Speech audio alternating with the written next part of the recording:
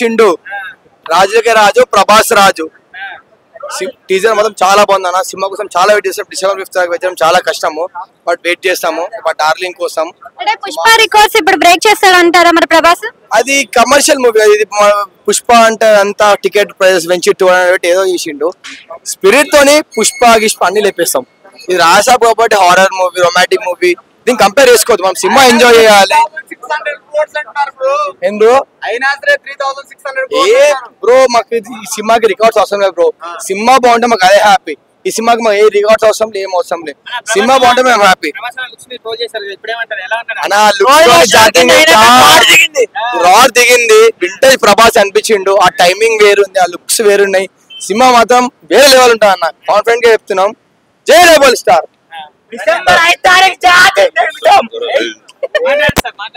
ఎలా ఉందండి రాజా సాబ్? Vintage Prabhas is back. So happy.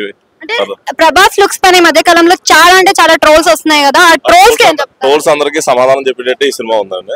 So Telugu ఇప్పుడు దాకా తెలుగు రైటర్ చాలా రోజులు అయిపోయింది కాబట్టి సో మారుతి గారు చాలా బాగా చేశారు.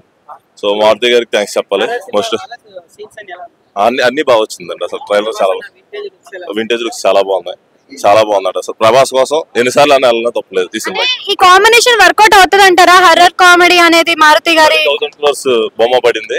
బొమ్మ 1000 crores.